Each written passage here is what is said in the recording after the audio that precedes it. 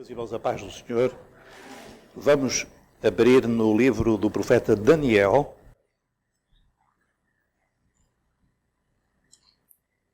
Livro de Daniel. E este é o último estudo neste livro. É o 16º. Já chega de Daniel, não é?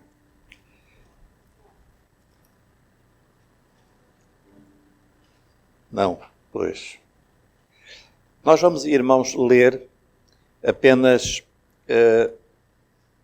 2 versículos. Daniel capítulo 12. Eu convido os irmãos a lerem comigo o 1 e o 2.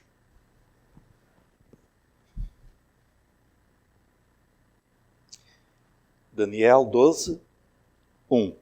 E naquele tempo se levantará Miguel, o grande príncipe que se levanta pelos filhos do teu povo. Qual é o povo de Daniel?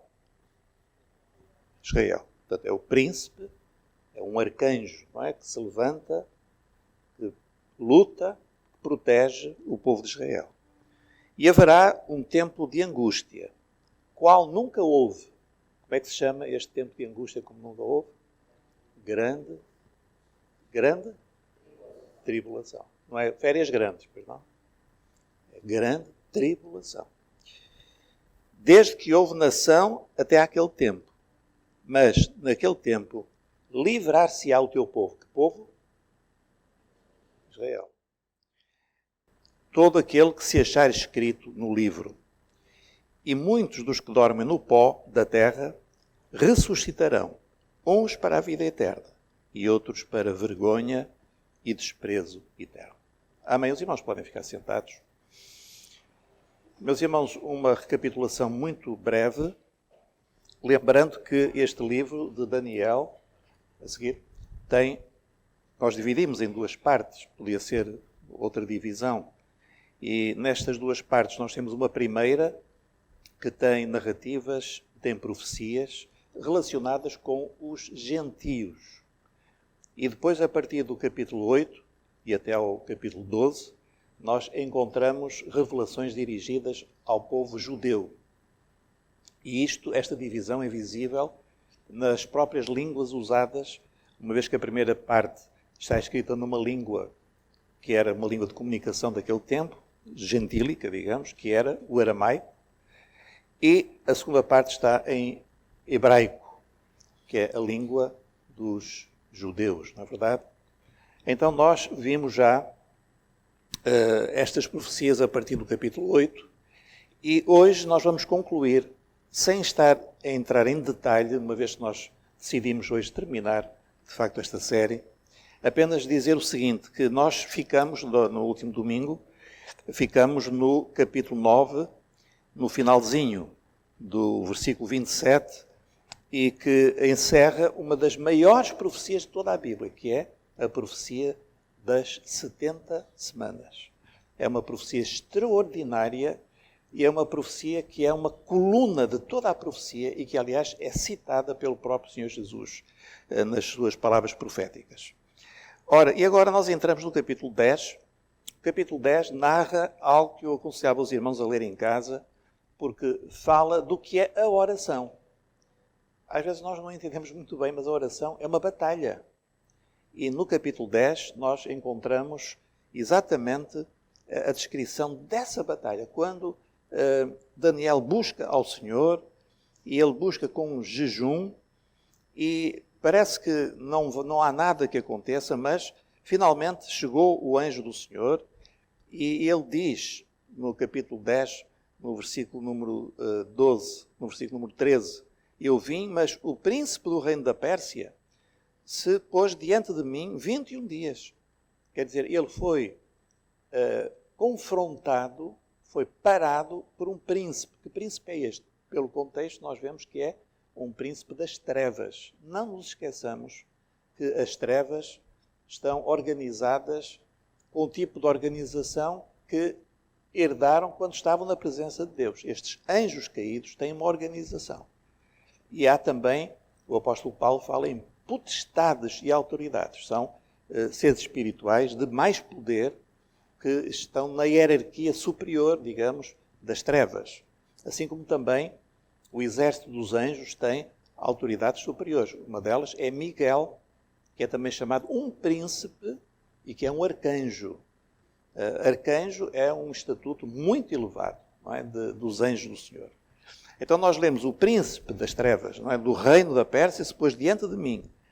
E eis que Miguel, o arcanjo, um dos primeiros príncipes, dos mais importantes, que tem mais autoridade, veio para ajudar-me. E então nós entendemos o seguinte, que para a revelação chegar a Daniel, houve uma enorme batalha espiritual. Será que nós temos noção que quando nós oramos, há uma batalha nos céus? Muitas vezes nós não temos essa ideia, mas temos de compreender que na medida em que nós oramos, os despachos do Senhor são dados e há uma oposição que muitas vezes se levanta. E aí é preciso obedecer à palavra de Jesus. Perseverai em oração.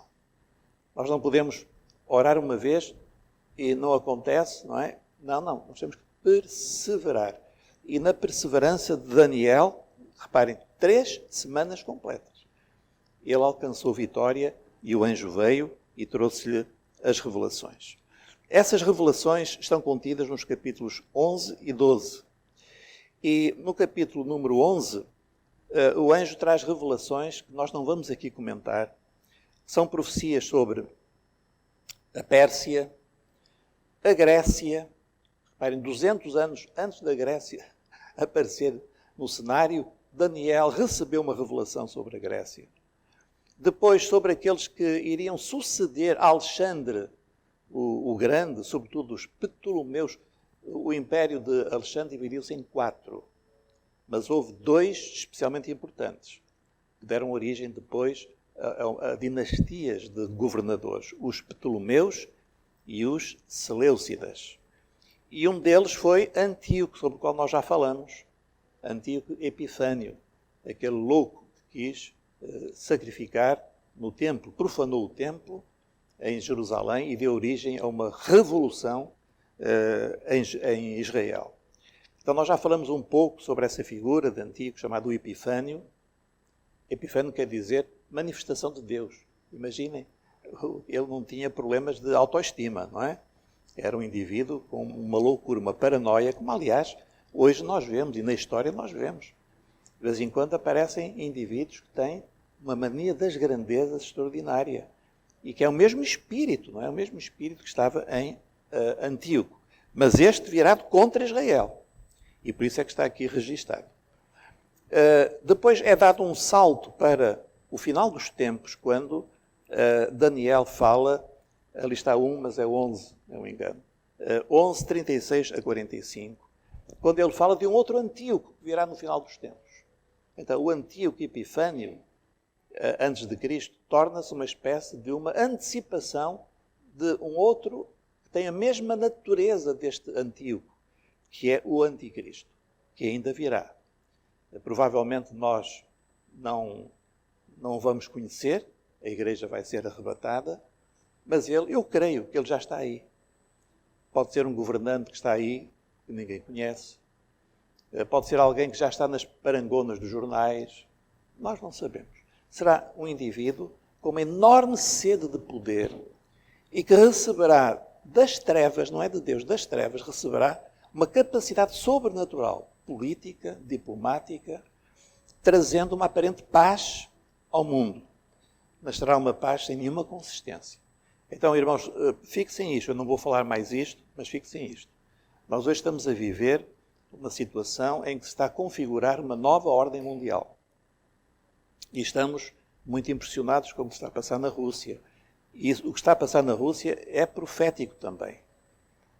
Em Ezequiel 38 e 39, nós lemos a respeito de uma invasão que virá da zona da Rússia a Israel. A Bíblia relata aquilo que diz respeito a Israel, ou à Igreja, não fala da política mundial. Mas aquilo que diz respeito a Israel, a Bíblia fala. Então os irmãos poderão depois ler, se calhar um dia poderei lembrar isso, a invasão chamada de Gog e Magog, que virá do norte com uma confederação muito grande de nações, entre as quais faz parte a Pérsia, que é o Irão. Esta semana Putin esteve no Irão, não é? A Turquia, que aparentemente está de um lado, está do outro, a gente não sabe muito bem para que lado cai, mas será isso que vai acontecer no final dos tempos. Então, o anticristo é aqui descrito, e depois, no capítulo 12, que é aquele que nos interessa hoje, nós vamos entrar em algumas revelações sobre o tempo da tribulação e também daquilo que virá depois, que é o milénio. Eu queria só, não tenho aqui nenhum esquema, só lembrar a cronologia. Nós estamos a viver hoje, a Igreja está a viver hoje um tempo que já tem praticamente 2000 anos. Quando é que a Igreja nasceu? Os irmãos sabem responder?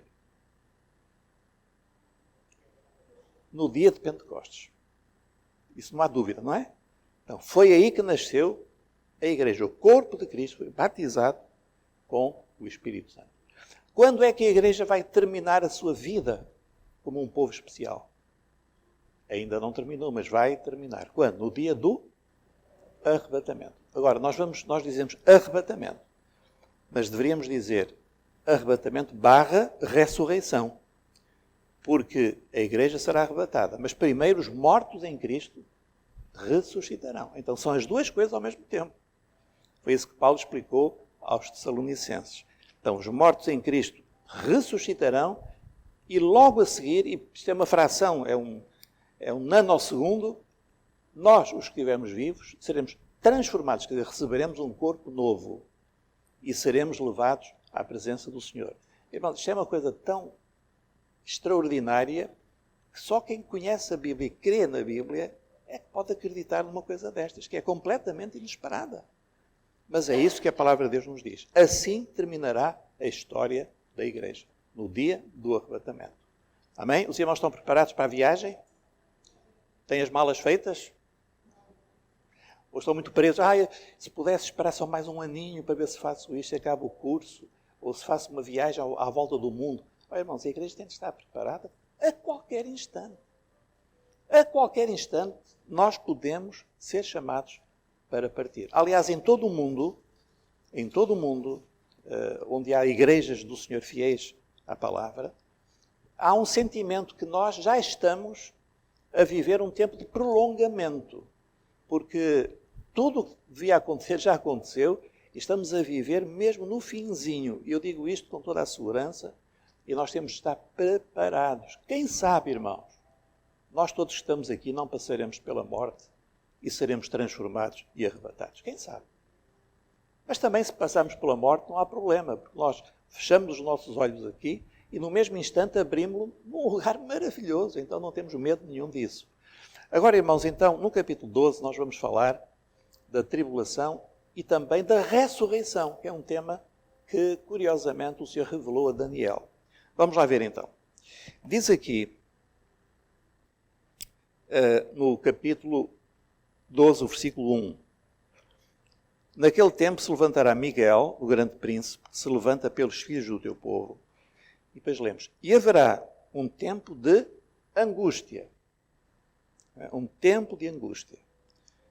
Qual nunca houve. Reparem que Jesus depois vai dizer a mesma coisa. Desde que houve nação até aquele tempo.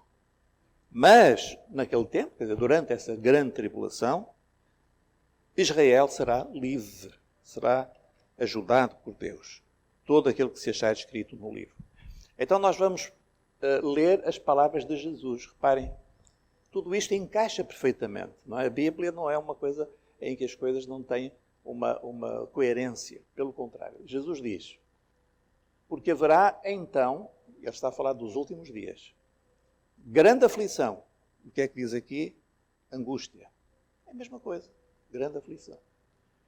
Como nunca houve, desde o princípio do mundo até agora. O que é que diz Daniel? Qual nunca houve, desde que houve nação até aquele tempo. Estão a ver palavras exatamente iguais. Nem tão pouco há de haver. Então, o que Jesus e Daniel dizem é que o mundo vai passar por um tempo de uma perturbação como nunca houve na história da Terra. Então, os irmãos, pensem os piores momentos da história. O que é que de pior já aconteceu na Terra? E Jesus diz, o que vai acontecer será pior ainda. isto é assustador. Não é? Eu até vou dizer, é aterrorizante. Porque a gente vê que as pessoas vivem naquela doce ilusão de que tudo vai correr bem. Tudo vai correr bem. Há uma guerra agora na Europa, de facto, é aborrecido. É aborrecido. Mas vai-se resolver e esquecem-se. Ainda ontem falei com um irmão nosso, que é ucraniano, e que está na Suíça, e ele teve de fugir com a família, deixou a casa dele para trás, amigos, a igreja, deixou tudo para trás, não pode voltar. Mas para nós achamos que vai tudo correr bem. Não, nós vamos ter sempre comida, é só ir ao continente, está lá, à nossa espera. Não é? É aquele ambiente mágico que nós pensamos, que vamos ter sempre tudo. Terremotos, sim, de vez em quando há um terremoto lá, com Chichina, mas nós não. Irmãos, podem ter a certeza, o mundo vai passar por uma convulsão em que tudo ao mesmo tempo vai acontecer. E num curto período de tempo, em muito pouco tempo. Vai haver de tudo. E eu espero que nenhum de nós esteja cá. E o Senhor quer que todos aqui estejam prontos para ser arrebatados. E não apenas isso, que até lá nós possamos falar de Jesus o mais que nós pudermos. Porque, irmãos, eu não entendo como é que nós podemos dormir bem. Assim, eu vou ser arrebatado. E o marido não. E o filho não. E o vizinho não. E o colega não. E nós ficamos indiferentes. Para nós tanto faz. Eles que fiquem. Então, hoje nós temos uma urgência enorme em falar de Jesus. Não é em trazer pessoas à igreja, porque muitas nem virão, mas falar de Jesus. Quem sabe a semente fica lá e vai haver salvação. Temos que falar. Então, é essa urgência que nós temos de ter perante o panorama profético. O profeta Jeremias também diz a mesma coisa. Porque aquele dia é tão grande que não houve outro semelhante. E é tempo de angústia para Jacó. E nós já temos repetido isto, que este tempo de grande tribulação tem dois objetivos. O primeiro é um juízo sobre a terra. E eu vou dizer aos irmãos o que é o juízo de Deus. É que o juízo é o seguinte, é Deus tirar a mão. Porque Ele tem-nos guardado de muitas coisas. Os irmãos nem imaginam, nem eu também. Não, nem imaginam. Vê lá um cometa lançado, podia atingir a terra, e o Senhor desvia. Vem uma catástrofe e o Senhor não permite. Deus tem posto a mão. Os irmãos podem ter a certeza disso, porque senão a terra já nem existia. Vai haver um dia em que Deus vai tirar a mão. E então o mal não terá restrições, haverá todo o engano possível. Hoje já há muito engano. Nós sabemos. As pessoas são enganadas até com respeito a Cristo, com respeito à fé. Nós vivemos num país que dá mais valor à mãe de Jesus do que a Jesus. Esta é a realidade. É um espírito de engano, não é? Mas o que virá aí será muito, muito pior. Então, meus irmãos, é um tempo de juízo para o mundo. O segundo objetivo é despertar Israel. Israel ainda está tão longe de Jesus, tão longe. E vai ser um tempo de angústia para sacudir Israel. E, de facto, Israel vai se ver tão sozinho e tão aflito que vai se virar para o seu Messias nos últimos dias. Então, este é o objetivo. Então, nós também sabemos que uma personagem importante nos últimos dias será Miguel. Miguel é o príncipe ou o arcanjo que está encarregado de uma missão muito especial. Cuidar de Israel. Não permitir que Israel seja destruído. E nós lemos, há 5 referências a Miguel em toda a Bíblia. Ontem estive a conferir. As mais importantes são estas. Já lemos há pouco de Miguel que lutou para que o príncipe da Pérsia fosse tirado do caminho do anjo. Então nós já vimos isso. Depois, em Apocalipse, há uma batalha no céu. Apocalipse 12 é um texto muito importante porque fala da perseguição que vai haver sobre Israel. Porquê? Porque o anticristo vai se apresentar, vai entrar no templo, vai querer ser adorado e os judeus vão dizer não. E quando eles disserem não, vai-se mover uma enorme perseguição. E nós lemos ele batalha no céu. Miguel e os seus anjos batalhavam contra o dragão, Satanás, não é? Batalhavam o dragão e os seus anjos. Para quê? Para impedir que Israel fosse completamente destruído.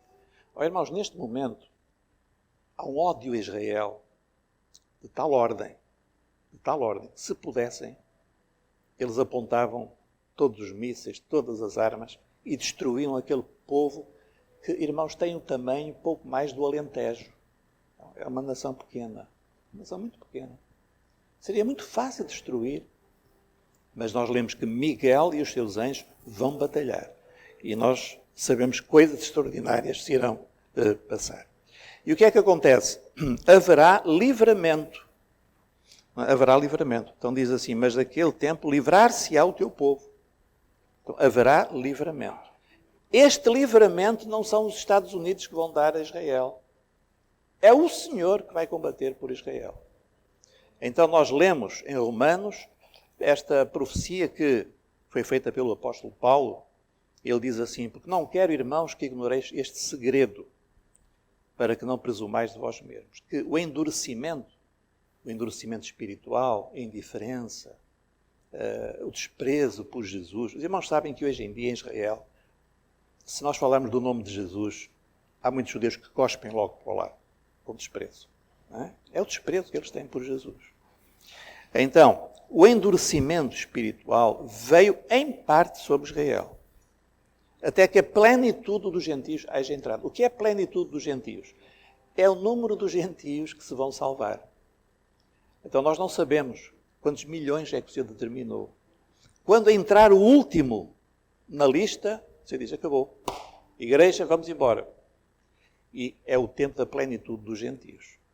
E assim todo Israel será salvo. Percebam bem isto, irmãos.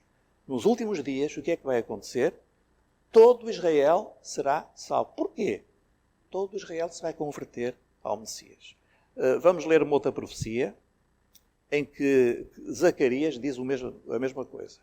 E acontecerá naquele dia que procurarei destruir todas as nações que vierem contra Jerusalém. Então o que vai acontecer a Israel é que haverá uma grande confederação de nações que vão contra Israel. É uma confederação gigantesca. Irmãos, é uma confederação de nações que tem um objetivo. Desta vez vamos acabar com Israel. Pois é.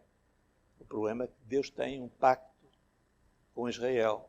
Não porque Israel seja bonzinho, mas porque Deus é fiel à sua palavra. Com quem é que o Senhor fez um pacto?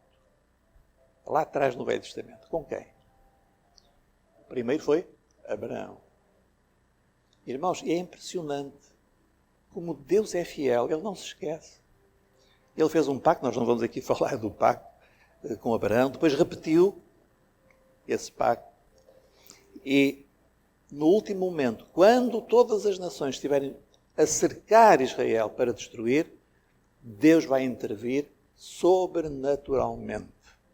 Como, aliás, já fez no passado. Se os irmãos lerem no Velho Testamento, o Senhor já fez coisas espantosas para livrar o seu povo da destruição. E nós lemos assim, procurarei destruir todas as nações que vierem contra Jerusalém. Mas sobre a casa de Davi, portanto sobre Israel, e sobre os habitantes de Jerusalém, o que é que vai acontecer? Um Pentecostes. Um Pentecostes. Derramarei o espírito de graça e de súplicas. E agora reparem este pormenor. E olharão para mim a quem traspassaram. Irmãos, Zacarias escreveu isto 5 séculos antes de Jesus ter nascido. Ele diz, vai haver um momento em que vão olhar para mim a quem traspassaram. E prantearão sobre ele. De repente, os olhos dos judeus vão se abrir. E vão dizer, meu Deus, este é o nosso Messias. E nós crucificamos o nosso Messias. E nós rejeitamos o nosso Messias. E prantearão sobre ele. Haverá um choro de lamentação. Como quem pranteia pelo filho único, o filho unigênito. E chorarão amargamente por ele. Como se chora amargamente pelo primogênito. Irmãos, é uma profecia verdadeiramente impressionante. Então, é isto que vai acontecer. Agora, irmãos, esta é a primeira parte do versículo 1, que fala desse tempo da grande tribulação, que vai acontecer nos últimos dias com Israel. Mas agora, no versículo número 2, nós encontramos uma informação nova e muito importante sobre a ressurreição. Isto é muito importante, porque muitas religiões creem na vida no além. Às vezes não sabem explicar muito bem. Uns acreditam na reencarnação, que a pessoa vive aqui e depois vai ter uma outra existência, conforme aquilo que viveu aqui, viverá depois. As religiões pagãs têm muito isso. Isso é falso. Em Hebreus nós lemos assim: porque está ordenado aos homens morrer uma vez, vindo depois disso o juízo. Então, nós só vivemos uma vez. Aproveitem, irmãos, só temos esta vida. Ninguém vai viver outra vez para depois tomar as decisões. Não. Nossa vida termina aqui. E depois o que virá é o juízo, quando nós temos dois destinos. Então nós lemos isso aqui. Muitos dos que dormem no pó da terra ressuscitarão. Uns, qual é o primeiro destino? A vida eterna. E outros, para vergonha e desprezo eterno. Então, isto é muito importante. Este conceito nós não encontramos nas religiões pagãs, que é o conceito da ressurreição física. E é curioso que há muitas pessoas que ainda hoje pensam que a pessoa morre e a alma anda por aí, não sei se anda a voar ou anda por aí, e os espíritos, então dizem assim: a minha avózinha cuida de mim. A avózinha cuida de si como? Se ela está morta, não é? Está enterrada, o corpo desapareceu, onde é que está a avózinha? A avózinha está num lugar, ou na presença do Senhor, ou fora da presença de Deus. E há um enorme abismo a separar-nos dos mortos. Ninguém ouve mortos falar, ninguém encontra mortos. Isso é uma fantasia e é uma mentira que pode prejudicar até a saúde mental das pessoas. Imaginem eu agora andar aqui na Avenida da República e uma vozinha da minha avó a falar comigo. Fico maluco, não é? Irmãos, não é nada disso. Então, a ressurreição física. O que é a morte? A morte é uma separação. Aquilo que é material vai se separar do que é imaterial. Aquilo que é físico vai separar-se da alma e do espírito. A alma, o espírito, não morrem. Nunca mais vão morrer. Para alguns, felizmente, para outros, infelizmente. Porquê? Porque Deus criou-nos à sua imagem e semelhança. O que é que quer dizer nós sermos à imagem e semelhança de Deus? Temos uma cara parecida com Deus? Não. Então, o que é que nós temos? Temos o Espírito de Deus. Fomos criados com a sua natureza. Ora, o espírito, a alma humana, ela não morre. O corpo vai morrer, mas a alma não morre. E haverá um dia, que o Senhor tem determinado, em que a alma voltará a juntar-se ao corpo. E chama-se isso a ressurreição. Mas quem é que será ressuscitado? Só os bons ou também os maus? Todos. Todos os seres vivos. Independentemente da data em que viveram, do período, do lugar, da raça, se morreram em casa, se morreram no mar, se foram queimados, não interessa. Todos serão ressuscitados. Então, é este ponto que eu queria chamar a vossa atenção e eu hoje vou dedicar um bocadinho de tempo a falar sobre a ressurreição. Porque é importante que os irmãos tenham ideias claras a respeito disso. Primeira coisa, Daniel descreve aqui duas ressurreições, não é? Uns para a vida eterna, outros para vergonha e desprezo eterno. Ora, a Bíblia fala em Apocalipse de duas ressurreições também. Chama a uma a primeira ressurreição e a outra chama-lhe a segunda ressurreição. Então nós lemos aqui em Apocalipse, no capítulo 20, estas palavras, aliás, capítulo 20 do Apocalipse, é onde os irmãos podem ler a respeito deste assunto. Então nós lemos assim: bem-aventurado e santo aquele que tem parte na primeira ressurreição. Qual é a nossa ressurreição? Primeira. Está certo? Ninguém queira a segunda. A segunda é para condenação. Então, bem-aventurado e santo aquele que tem parte na primeira ressurreição. Porquê é que é bem-aventurado? Bem-aventurado quer dizer feliz. Sobre estes não tem poder a segunda morte. O que é a segunda morte? A segunda morte, vamos morrer outra vez fisicamente? Não. É a morte daqueles que, rejeitando ao Senhor, vão estar mortos no sentido de vão viver separados de Deus, que é a vida para todo o sempre. Eu não gosto muito, irmãos, de falar sobre esta segunda morte, em primeiro lugar porque eu não sei muito. Mas uma coisa sei, é real e é eterna, porque o ser humano não pode morrer. É imortal neste sentido. A alma humana e o corpo que depois Deus vai dar são imortais. Então cada um vai seguir o seu caminho. Há uma expressão que um irmão nosso usou há muitos anos, que é assim: há duas maneiras de nós vivermos. A primeira é dizer: Senhor, faça-se a tua vontade. A segunda é Deus dizer-me: faz a tua vontade. São duas maneiras de viver. Uma, nós dizemos: Senhor, eu quero a tua vontade. A outra, não, nós queremos fazer a nossa vontade. E Deus diz: então seja feito conforme a tua vontade. Deus criou-nos livres para escolher. Então, esta primeira ressurreição, vamos chamar-lhe a ressurreição dos salvos. E eu gostaria, irmãos, de lembrar uma imagem que nós encontramos no Antigo Testamento, que é a imagem da cega, a colheita. E os irmãos já vão perceber porque é que eu estou a citar isto. Lá em Êxodo e Levítico, o Senhor deu algumas orientações sobre a cega. E diz assim: e a festa da cega dos primeiros frutos do teu trabalho. Então, o que eram os primeiros frutos? Quando havia já alguma coisa que começava a surgir, os judeus recolhiam aquelas primícias, eram chamadas as primícias. Levavam um bocadinho e ofertavam ao Senhor, agradecendo.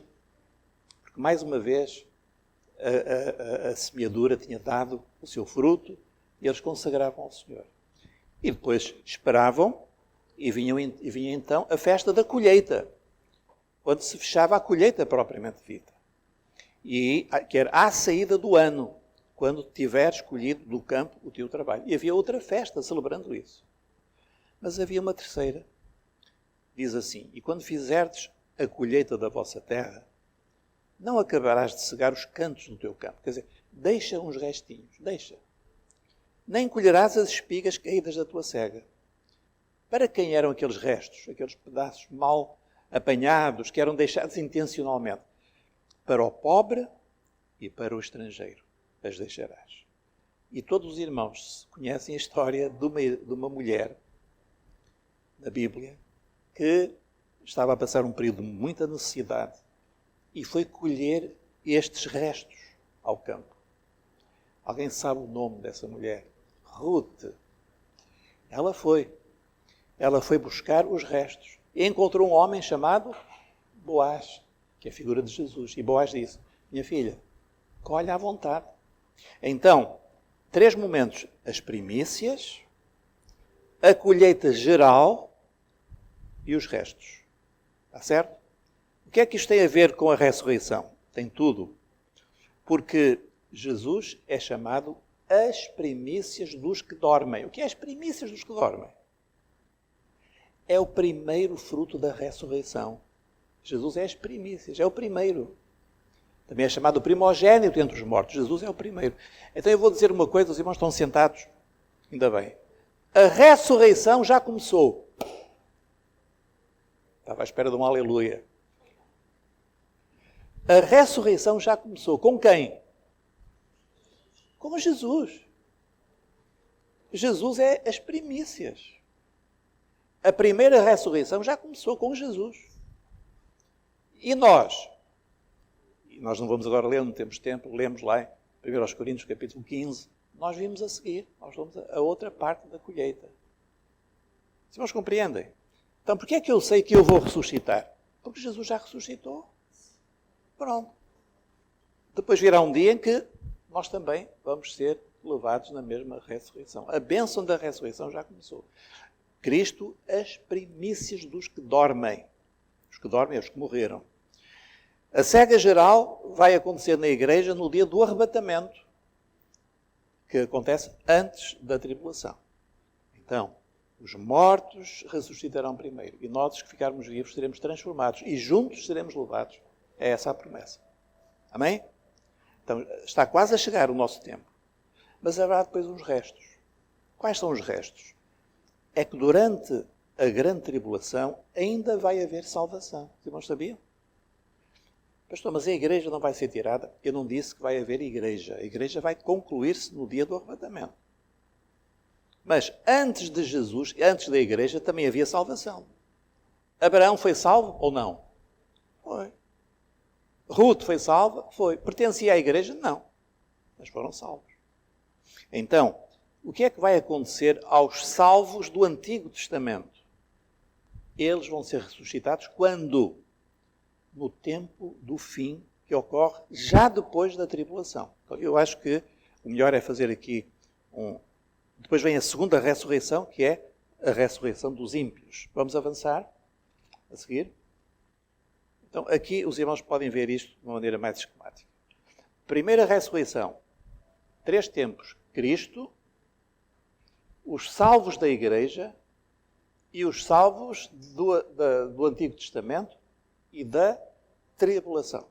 Eu não tenho tempo para ver tudo isto em pormenor, mas os irmãos estão a entender.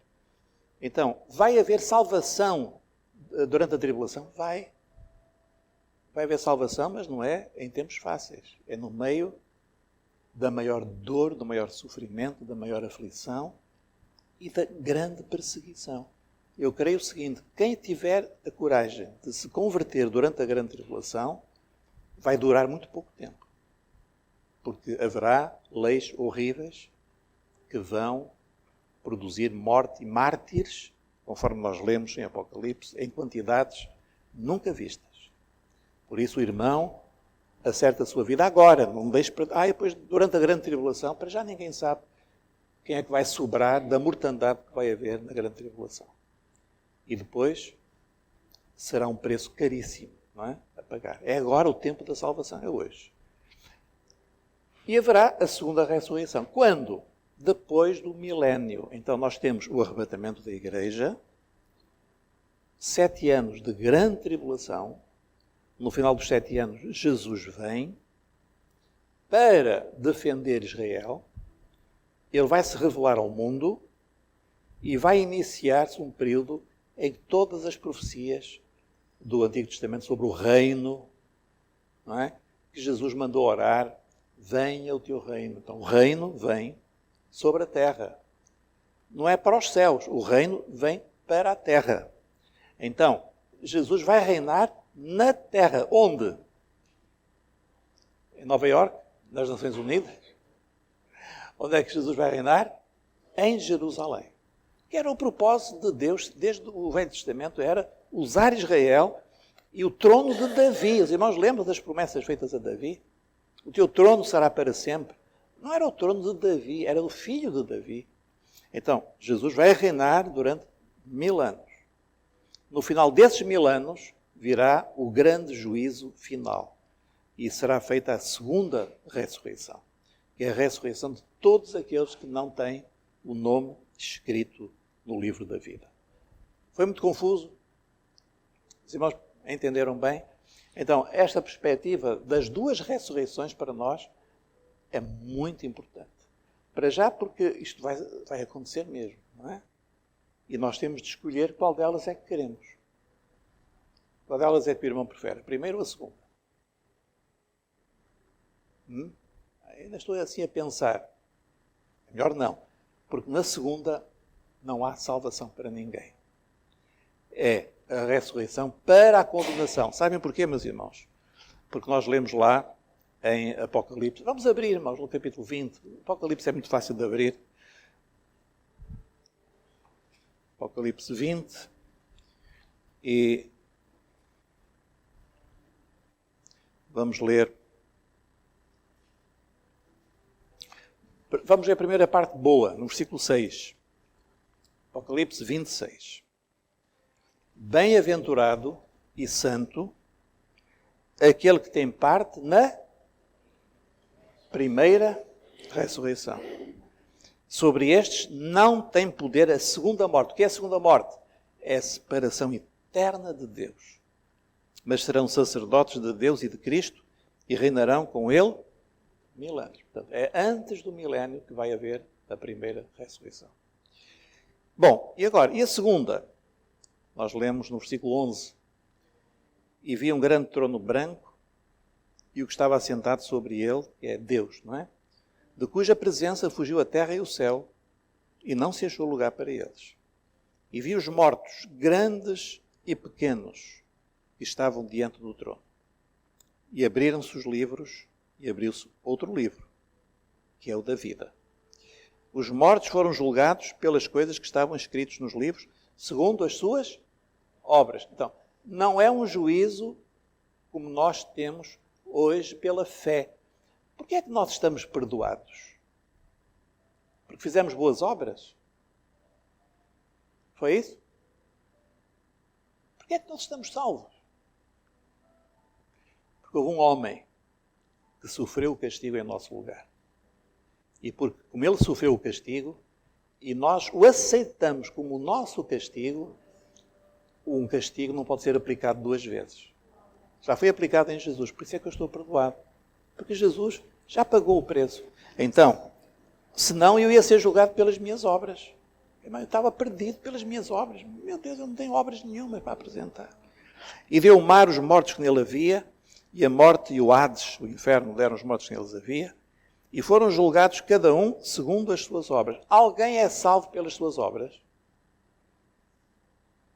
Essa é a triste conclusão que nós lemos, que nós encontramos ao ler a Bíblia. Ninguém será salvo pelas suas obras. Eu tenho tanta pena daquelas pessoas que acham que são boazinhas e que, enfim, no Natal dão uma esmola e vão à igreja e tal. Então, Deus vê que elas são pessoas boas, creem em Deus, gostam de Jesus, mas nunca se converteram a Jesus, nunca foram lavadas no sangue do Cordeiro, nunca entregaram a sua vida a Jesus e vão ser julgados pelas suas obras.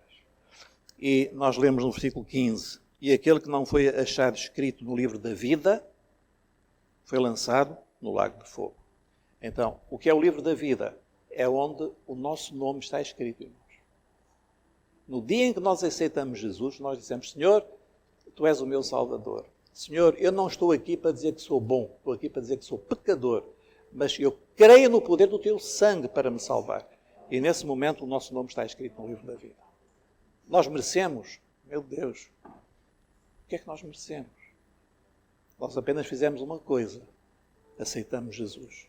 E por isso o nosso nome está escrito no livro da vida. Meus irmãos, nós terminamos hoje aqui o livro de Daniel. Há mais algumas revelações que dizem respeito ao tempo do fim, que é o início do milénio propriamente dito, mas que nós não vamos agora aqui abordar. Hoje encerramos aqui nosso percurso, a nossa viagem. Eu ia dizer curta viagem, mas não tenho coragem de dizer curta. Mas há muitas mais coisas que nós não tivemos tempo. Espero que tenha sido uma bênção para os irmãos, que possam, agora, ao ler Daniel e outras profecias, lembrarem-se daquilo que nós aprendemos em Daniel. Porque há muita coisa que já se passou, mas há muita coisa que está para acontecer e nós temos de ter esta noção. O tempo de Jesus voltar está muito próximo. Eis que venho em breve. E vem em breve mesmo. Vamos estar prontos, vamos estar preparados para o receber. Amém? Vamos ficar de pé e vamos louvar o nome do Senhor.